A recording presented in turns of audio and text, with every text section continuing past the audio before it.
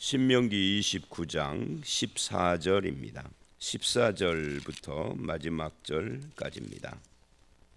오늘 이 본문은 이 성도는 누구냐 하는 것을 이야기하고 있습니다. 한마디로 말하면 성도는 여호와 앞에 서 있는 자다, 또 언약에 참여한 자다, 그런 이야기를 하고 있습니다. 그래서 어제 우리가 읽었던 말씀에서도 동일한 결론이었었죠. 어제 말씀 10절부터 13절, 그 중에서도 특히 11절을 보면 심지어 객이나 나무 패는 자나 물기는 자까지도 다 하나님 여호와 앞에 서 있는 자다. 서 있는 것은 그랬습니다마는 여호와 앞에 서 있다. 그냥 여호와 앞에 서서 무슨 국민 의례를 하는 것도 아니죠. 여호와 앞에 섰다 이 말은 그냥 앞에 서 있다 이런 이야기가 아니라 하나님의 백성이다 하는 이야기예요. 그래서 12절 13절을 보면 언약에 참여하는 자요, 맹세에 참여하는 자요, 하나님은 나의 하나님이 되고 우리는 하나님의 백성 삼으시려고 하나님 앞에 서도록 허락하신 자들이다, 이런 말을 했어요. 언약을 세우신 목적을 지금 말하는 거죠. 나는 하나님의 백성이며 언약에 참여한 하나님이 나의 하나님이다라는 것을 지켜 행하고 거기에 담겨진 뜻을 따라서 살게 하려고 언약에 참여하는 자, 하나님 앞에 선자로 삼으셨다.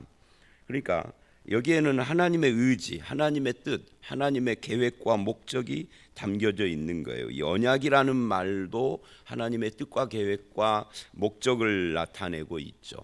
약속을 했다라는 것은 인간인 우리만 지키는 것이 아니에요. 하나님도 지키시는 거죠. 그런데 하나님은 이 약속을 절대 깨지 않고 절대 함부로 하거나 소홀히 하지 않으시는 분입니다. 이것을 하나님의 신실하심, 미쁘심 이렇게 표현을 하고, 또는 영원하심, 우리가 하나님을 이야기할 때 영원불변하신 하나님 그렇게 하는데, 그 영원불변이라는 말이 신실하다는 말과 같은 말입니다. 하나님은 절대 안 변한다. 회전하는 그림자도 없다. 변하는 것은 뭐예요? 인간이 변하고 세상이 변하고 환경이 변하는 거죠. 그러니까 세상과 환경과 내가 변해도 안 변하는 하나님을 믿는다면 나도 변치 않는 하나님의 백성으로 끝까지 하나님 앞에 서 있어야 하는 거죠. 그게 언약 백성이다 하는 거예요. 그래서 신실하신 하나님이 우리에게 요구하는 것은 신실함이에요. 이 신실함을 같은 단어를 문장 따라서 충성이라고 번역을 하고, 또 다른 곳에서는 믿음이라고 번역을 하는 겁니다. 그러니까 충성, 이 맡은 자들에게 구할 것은 충성이다 하는 말이나, 달란트 비유에서도 네가 충성했다라는 것이 평가의 원칙인 것처럼 충성스러운 삶을 사는 것이 언약 백성이다. 그래서 내가 하나님과 언약한 그런 성도로서 이제 그 언약이 나에게만 해당되는 것이 아니다. 그게 오늘 본문의 출발입니다. 그래서 14절을 보면 이 언약과 맹세, 이 언약과 맹세는 바로 11, 12, 13절에서 말했던 하나님 앞에 서 있는 그 언약, 맹세에 참여함. 그 내용은 뭐라고요? 다시 반복해서 하나님이 나의 하나님, 나는 그분의 백성이다는, 이게 하나님이 나의 하나님, 나는 그분의 백성, 백성이라는 말을 쓸 때는 순종이 전제되는 거예요.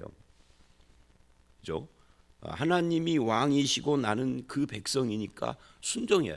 하나님 왕에게 순종 않는 백성은 뭐죠? 반역자죠. 그 반역을 뭐라고 그래요? 죄라고 하는 겁니다. 자, 그래서 이 언약과 맹세를 너희에게만 세운 것이 아니요, 너희에게만 세운 것이 아니면 누구에게 세웠느냐? 그게 14절 15절이죠. 오늘 15절에 이래, 오늘 우리 하나님 여호와 앞에서 우리와 함께 여기 서 있는 자와, 그러니까 이 언약의 말씀을 직접 듣는 이 출애굽 2세대들을 포함해서 오늘 우리와 함께 여기 있지 아니한 자에게까지, 이들은 누굴까요? 이들은 이렇게 말할 수 있어요. 미래 세대, 아직 안 태어난 거죠. 아직 태어나지 않았지만 미래 세대의 하나님의 백성들, 그들까지도 다 이 하나님의 언약과 맹세를 하나님 앞에 세운 것이다. 그러니 미래 세대도 하나님 앞에 있는 자다. 이건 이스라엘의 미래 세대예요. 그런데 이 언약이 예수 그리스도 안에서 성취가 됐습니다. 이 말씀을 주셨을 때가 BC 1500에서 1400년경이에요. 예수님이 바로 1500년쯤 지난 뒤에 오셨다 그 말입니다. 그러면 이 1500년 동안 이스라엘은 하나님 앞에 서 있었느냐? 하나님의 언약과 맹세에 참여한 자답게 살았느냐 하면은 그렇지 않아요. 개별적으로 개인적으로는 그렇게 산 사람들이 있지만 이스라엘 민족 전체를 놓고 보면은 그렇게 하나님 앞에 신실하게 서 있었던 때가 별로 없었어요. 그래서 사사기 같은 데를 보면 이제 대표적인데 믿음이 있는 지도자가 사사가 세워져서 그가 살 동안에는 하나님 앞에 있는 척했죠. 근데 그 사사가 죽고 난 뒤에는 그들은 다시 또 바알에게로 우상에게로 돌아가고 그래서 적군에게 침략을 받으면 부르짖고 하나님께서 부르짖는 그 기도를 들으셔서 또 사사를 세우시면은 하나님께 돌아온 것 같고 이 세월을 한 300년을 했다고요. 그러다가 사울이 나오고 다윗이 나오고 솔로몬으로 이어지는 정식 국가가 됐는데 그 국가가 세워진 그런 상황 속에서도 사울 같은 이런 왕은 하나님을 섬기고 그 앞에 서 있는 것 별로 관심이 없어요. 자기 권력에만 관심이 있지. 근데 다윗이 세워진 뒤로는 온 이스라엘이 하나님 앞에 서 있는 것처럼 보여요.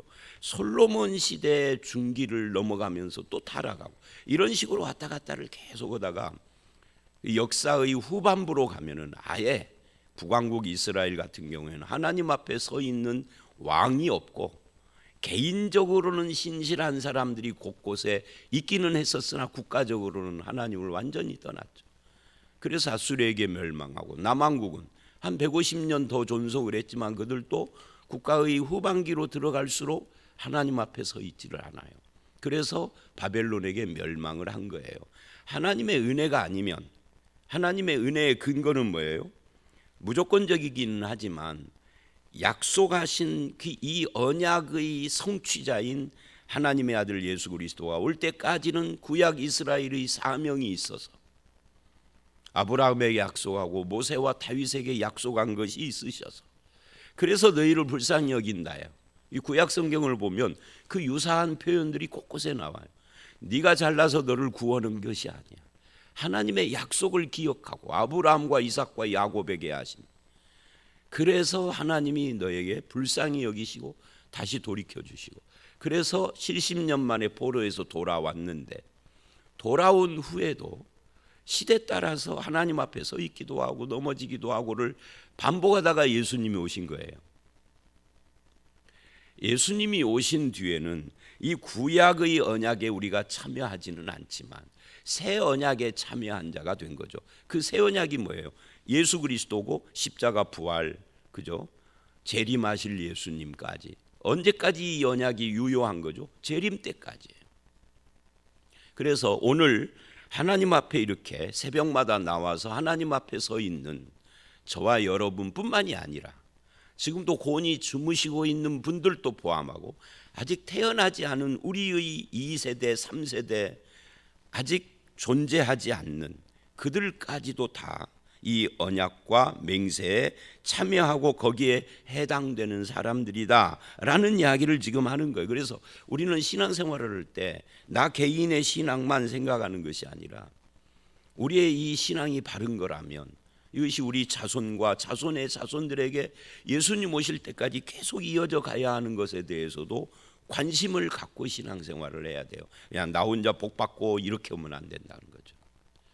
뭐 그것도 필요는 하지만 조금 더 멀리 바라봐야 한다. 이거를 뭐라고 표현을 할 수 있느냐 하면 신학적으로 말을 하면 하나님 나라의 관점을 가지고 바라봐야 한다.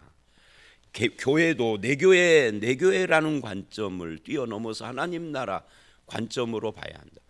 하나님 나라 관점이 아닌 내 교회 관점으로 온다면 굳이 뭐 한국 교회 어쩌고 저쩌고 비판도 할 필요도 없겠지만 그렇지 않다 그 말이에요. 함께 있다는 거죠. 자, 그래서 다시 14, 15절. 오늘 우리와 함께 있는 자는 물론이고 함께 있지 아니한 미래 세대까지 다 하나님의 언약과 맹세를 세운 여기에 참여자들이다. 그러면서 16절서부터 29절은 언약 배반의 경고를 합니다. 그러니까 이 하나님의 언약, 신명기 언약은 축복 이야기보다 경고가 훨씬 더 많아요, 사실은. 근데 경고하는 이유는 뭐죠? 복 받게 하려고 하는 거죠. 그러나 일단 경고하는 겁니다. 우리가 자식들에게 하는 거고 똑같아요. 저는 그런 말을 안 해봤습니다만은 이런 말을 한다 하잖아요. 너 그렇게 공부를 안 하면 이 다음에 거지 된다, 뭐 이런 이야기. 그러면 거지 되라고 그 말을 하겠어요? 거지 되지 말라고 그 말을 하는 거죠. 여기서 경고하는 것도 이 경고대로 제발 너에게 이루어지지 않도록 살아라. 어떻게? 언약 백성으로. 언약 백성으로 사는 방법은 뭐냐? 그 이야기를 지금 하는 거예요. 자, 그래서 16절서부터 이제 다시 보시면 16절로 17절을 보면 이렇게 이야기를 합니다. 우리가 애굽 땅에서 살았던 곳과 여러 나라를 통과한 것을 너희가 알며, 이 알며가 중요하죠. 그 다음에 17절은 보았느니라예요. 알고 보았다는 거예요. 너희가 또 그들 중에 있는 가증한 것과 목석과 은금의 우상을, 그러니까 가나안 땅에 들어가기 전까지 여러 나라를 통과했잖아요. 어떤 나라는 통과를 부러우니까 우애했고, 어떤 나라는 통과를 부러우니까 전쟁을 해서 정복을 했고, 그러면서 뭘 봤다는 거예요?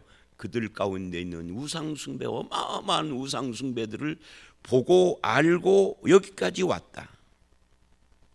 그래서 모세의 염려예요. 그게 18, 19절이죠. 그렇게 통과하면서 보고 온 그 우상을 혹시 너희가 본받을까 봐. 이걸 우리가 뭐라고 그래요? 노파심이죠, 노파심.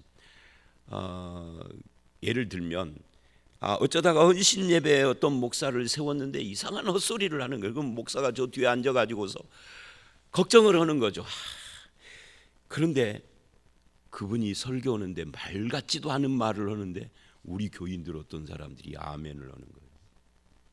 노재성 목사가 설교하는 데는 그렇게 아멘도 안 터니 헛소리에 아멘을 하는 거예요. 그러면 제가 앉아가지고 제가 속으로 불쾌하기도 하지만 염려가 되는 거야. 이 사람들 신앙관이 아직도 제대로 안 섰구나. 그럴 때는 한 명도 아멘이 안 나와야 하는데 아멘을 해. 그래서 우리 교회는 가능하면 헛소리 하는 사람 안 세우려고 애를 쓰죠. 간증 집회를 안 하는 이유가 거기에 있어요. 그거 대부분 헛소리들이거든요. 그러니까 지금 모세도 그런 염려를 하는 거예요. 마음이 하나님에게서 떠나 우상 숭배를 할까 봐.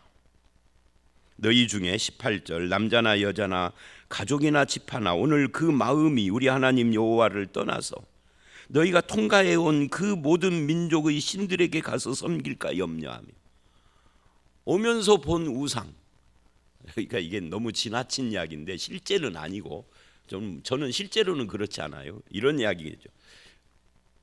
여러분 봄이나 가을에 금산사 절대 가지 맙시다. 혹시라도 우리 중에 금산사를 통과해서 산행을 했다가 본 그 절간이 눈에 아롱거려서 가서 부처한테 손 합장하고 빌까 봐.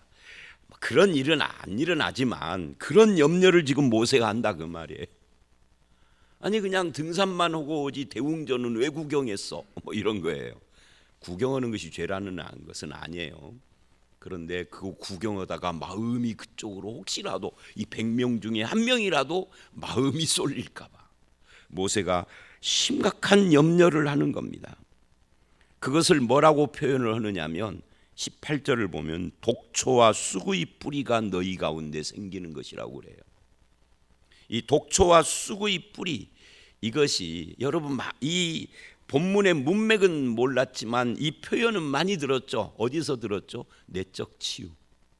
내적 치유의 단골 표현 이 구절에서 나온 건데 이 구절의 독초와 쑥은 사실은 내적인 인간의 내적 어떤 상처를 말하는 게 아니라 우상 숭배를 독초와 쑥이라고 그런 거예요. 근데 내적 치유하는 사람들이 갖다 써먹은 거지, 잘못 문맥을 떠나서. 그러니까 우리가 유행하는 신앙, 유행하는 책들을 읽을 때 주의해야 돼요. 성경에 나오는 표현이니까 성경적이냐? 아니에요. 예수님이 가롯 유다에게 이렇게 말씀하시는 장면이 나와요. 네가 하는 일을 속히 하라. 네가 하는 일을 속히 하라. 네가 하는 일이 뭐죠? 예수 팔아먹는 일이잖아요. 그게 성경에 나왔으니까 하는 일을 속히 하는 것이 성경적일까요? 아니죠. 사실은 성경적으로는 유다가 하는 일을 속히 안 하고 회개해야 돼. 개인적으로 하나님의 역사가 이루어지는 거고 별개로. 성경에 기록된 이것이 독초와 쑥이 이런 유사한 이야기, 독초 쑥 말고도 유사한 문제들이 성경 전체에 깔려 있습니다. 예를 들면 우리가 욥기서에 시작은 미화가있으나 나중은 창대하리라, 그것만 놓고 보면 얼마나 은혜스러워요. 근데 문맥을 놓고 보면 그 표현이 저주 표현이잖아요. 그런 것을 우리가 간과한다는 거죠. 이 독초와 쑥의 뿌리는 내적 치유의 단골 표현이지만 사실은 잘못 인용한 표현이에요. 이게 우상 숭배를 말하는 겁니다. 우상 숭배가 너희에게 독초와 쑥이 될 것이다. 즉 네 인생을 쓰디쓰게 만들 것이라는 거죠. 왜? 하나님이 징계할 거니까. 그거를 모세가 염려하는 거예요. 너희 속에 이 독초와 쑥 같은, 쑥의 뿌리 같은 우상이 생길. 여러분, 독초와 쑥이라고 않고 왜 뿌리라고 할까요? 이런 거죠. 이 우상 숭배에 한번 빠지면 이게 마치 이 나무나 무슨 식물의 뿌리처럼 뱉는데 뿌리가 그대로 남아서 또 나오고, 이걸 깎았는데 또 나오잖아요. 잡초처럼 똑같이. 이 뿌리가 한번 생기면 이걸 제거하기가 얼마나 어려운지. 그래서 염려한다는 거예요. 그 독초와 쑥의 뿌리는 어떤 현상을 나타내느냐 하면은 이 저주의 말을 듣고도 심중에 스스로 복을 빌어. 우상 숭배의 최대의 초점은 뭐예요? 복 받는 거예요. 복 받는 거 아니면 우상 숭배를 왜 하겠어요? 복을 빌어 스스로 어떤 말을 듣고도 이 저주의 말, 하나님을 떠나서 이 언약과 맹세를 어기는 자에게 주신 하나님의 저주, 신명기 28장 거의 대부분이 그거였잖아요. 이 말씀을 듣고도 스스로에게 복을 빌어. 뭐 하면서? 우상 숭배하면서. 그 이야기를 하는 겁니다. 이르기를 내가 내 마음이 완악하여 젖은 것과 마른 것이 멸망할지라도 내게는 평안할지어다. 그렇게 할까 함이라 하면 염려한다는 거예요. 스스로에게 계속 복을 비는 거예요.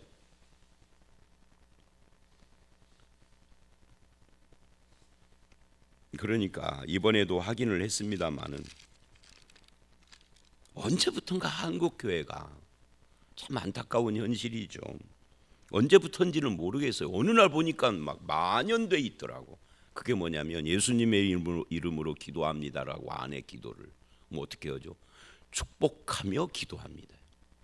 세상에 어디서 축복하며 기도합니다라고 하라고 어디에 있죠?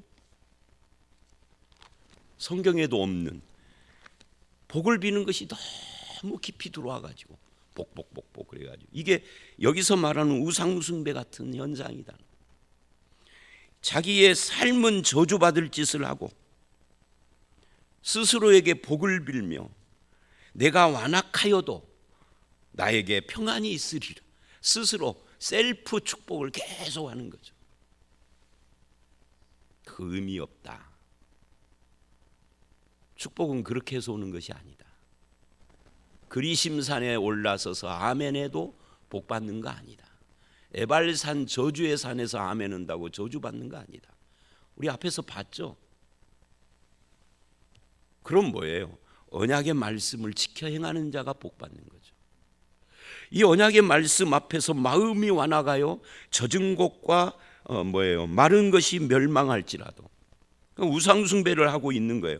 그래서 저주받을 짓을 하는데, 행동은 저주받을 짓을 하는데 기도는 스스로에게 복을 비는 거예요. 평안할지어다 하고. 스스로 하다가 이제 그것이 양이 안 차니까 서로 오는 거죠. 축복하며 그래요. 그거는 문제가 있다는 거죠. 거짓 확신과 거짓 평안이에요. 누가 주는? 우상 숭배가 주는. 이 죄의 심각성을 못 느끼고 회개의 필요성을 못 깨닫게 함으로써 이렇게 해서 멸망길로 가게 한다. 그것이 방종이고 타락이다. 언약 백성은 스스로에게 셀프 축복을 하는 자가 아니라 뭐 하는 자예요? 언약의 말씀, 맹세의 말씀을 지키는 거예요. 언약의 말씀을 지키면 스스로에게 셀프 축복을 안 해도 하나님의 복이 오는 거죠. 복을 거부하는 게 아닙니다. 세상에 복 싫어하는 사람이요. 저도 복 좋아해요. 근데 복이 오는 방법이 뭐냐면 말씀의 순종자가 되는 것이라는 거죠. 그거 안 하면서 셀프 축복을 계속 해봐야 오히려 자기의 우상 숭배와 미신적 기질만 강화시키는 거죠. 성경을 봐도 모르게 하는 까막눈이 되게 하는 거죠. 자, 그래서 20절 이하, 20절, 21절을 보십시오. 이런 이야기를 합니다. 그 결과가 뭐냐? 여호와는 이런 자를 사하지 않으실 뿐만 아니라 분노와 질투의 불을 부으시고 모든 저주를 그에게 더하실 것이며 그 이름을 천하에서 지워버리고 언약의 저주대로 그에게 화를 더하시리라. 20절 21절. 이런 자가 누구예요? 셀프 축복하는 자. 마음은 완악한데 말씀은 순종하지 않는데 스스로에게 축복을 비는 자. 이런 자는 아예 이름을 지워버리겠다. 모든 분노 질투에 불을 붓고 죄를 사하지 않고 저주를 더하며 화를 더하시리라. 이 중에서 저는요 제일 그 뭐라고 할까 무서운 것이 이름을 지워버리겠다. 구원은 성경에서 말하는 구원의 여러 표현 중에 하나가 뭐죠? 생명책의 이름을 기록하는 것이 구원이잖아요. 근데 여기서 이름을 너는 언약 백성 아니다 해버리겠다는 거예요. 자, 그래서 22절로 28절은 뭐예요? 이제 그렇게 해서 이름이 지워지고 화를 당해서 멸망을 한 뒤에 많은 사람들이 질문을 할 거라는 거죠. 너희 뒤에 일어나는 너희 자손과 멀리서 오는 객이, 그러니까 우리의 후손 그리고 객, 이들이 너희들 가운데 있는 재앙과 질병을 보며 22절, 23절 끝에 소돔 고모라처럼 무너져 있는 너희의 상태를 보고 물을 것이요. 또 여러 나라 사람들도 24절 묻기를 여호와께서 어찌하여 너희에게 이렇게 진노했느냐? 그 뜻이 무엇이냐? 하고 물을 것이다. 물으면 뭐라고 대답해라? 25절. 이게 뭐예요? 이게 이제 복 받는 비결이기도 하고 저주가 임하는 이유를 말을 하는 거예요. 이게 중요하죠. 25절. 대답하기를 무리가 자기 조상의 하나님. 왜 자기 조상의 하나님이라고 그러죠? 지금 이 질문을 받은 그 시절은 멸망하고 한참 지난 뒤에 그 후손들이나 남들이니까 자기 조상의 하나님 여호와께서 그들의 조상을 애굽에서 인도하여 내실 때 더불어 세운 뭐를 버렸다? 언약을 버렸다. 그래서 이런 일이 일어났다. 언약을 버렸다라는 것은 결국 언약의 말씀을 버렸다는 거예요. 그 언약의 말씀을 약속, 결혼을 했는데 이 결혼의 약속을 버렸으니까 남의 남자에게 갔다는 거죠. 그게 뭐예요? 우상숭배죠. 그래서 26절 자기들이 알지도 못하고 여호와께서 그들에게 주지도 아니한 다른 신을 따라서 섬기고 절한 까닭이다.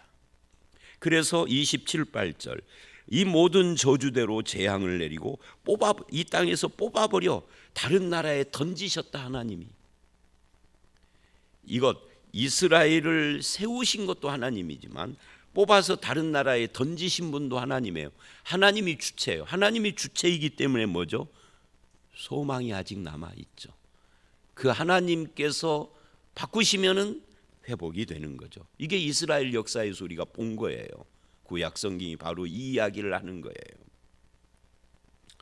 자, 결국 그래서 오늘 말씀이 이제 29절만 남아 있는데 오늘 말씀에서 강조하는 것이 뭡니까? 언약을 지켜라인데 언약을 어떻게 지킵니까? 언약의 말씀을 지키는 거예요. 그래서 29절이 나오는 겁니다. 29절이 이제 마지막 결론이면서도 이게 바로 이제 우리에게 주시는 중요한 메시지가 되는 거예요. 이렇게 말을 하죠. 감추어진 일은 우리 하나님 여호와께 속하였거니와 나타난 일은 영원히 우리와 우리 자손에게 속하였나니 이는 우리에게 이 율법의 모든 말씀을 행하게 하심이니라. 자, 보세요.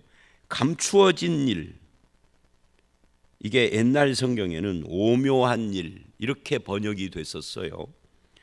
뭐 오묘하던 감추어졌던, 감추어졌으니까 오묘한 거죠. 말하자면 신비스러운 하나님의 섭리의 역사를 말하는 겁니다.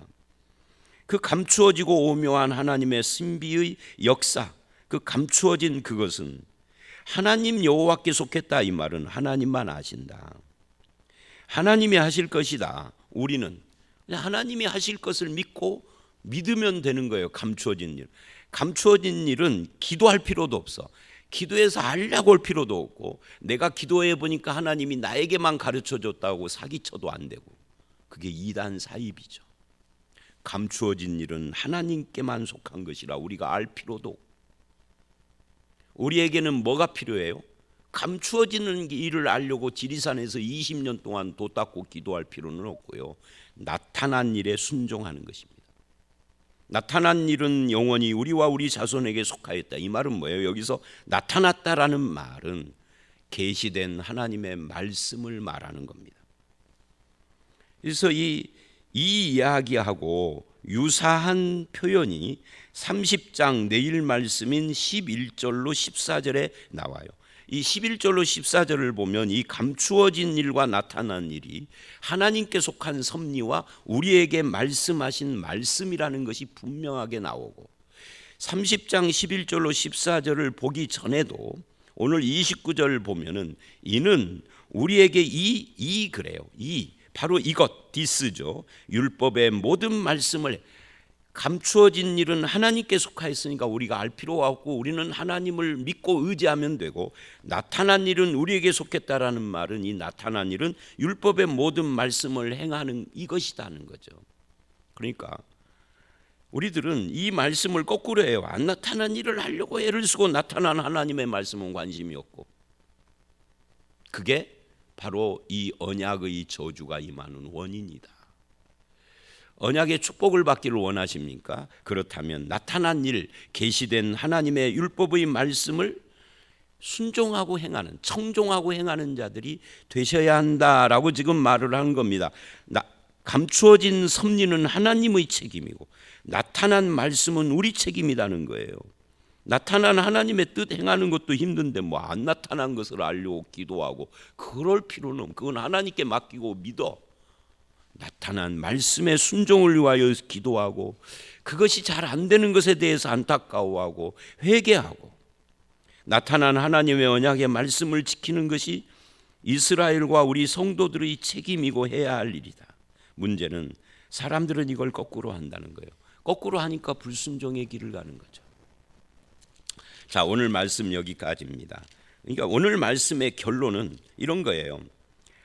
이 언약과 맹세의 대상은 나뿐만 아니라 우리의 후손들까지, 예수님 재림할 때까지 다 해당이 되는데, 지금 하나님이 모세를 통해서 염려하는 겁니다. 우상숭배에 빠질까 봐. 이렇게 되면은 하나님이 이름을 천하에서 지워버릴 텐데, 이렇게 되는 원인은 어디 있느냐? 언약을 버렸기 때문이다. 그래서 우리는 어떻게 해야 되느냐? 감추어진 신비한 섭리는 하나님을 믿고 맡기고, 나타난 하나님의 말씀을 순종하는데 우리가 힘써야 한다. 말씀의 사람, 언약의 말씀을 지켜 행하는 저와 여러분들이 다 되시기를 주의 이름으로 축원합니다. 함께 기도하겠습니다. 하나님, 우리는 감추어진 것을 하려고 애를 쓰고 그것을 몰라서 안타까워 기도하지만, 하나님은 나타난 하나님의 말씀에 순종하는 것이 가장 중요하다라고 말씀을 합니다. 말씀을 사랑하게 하시고, 이 말씀을 통하여서 하나님과 맺은 이 언약의 하나님을 의지하고 믿고, 하나님 이외에 다른 것은 우리의 하나님이 아니라고 분명하게 선을 그으며, 말씀의 사람, 말씀을 사랑하는 사람, 말씀에 집 짓는 성도가 되게 하여 주시옵소서. 말씀을 늘 묵상하게 하시고 말씀에서 위로도 받게 하시고 말씀에서 힘도 얻게 하시고 말씀 순종도 말씀에서 나오는 주의 은혜로 가능한 그런 삶을 살아갈 수 있도록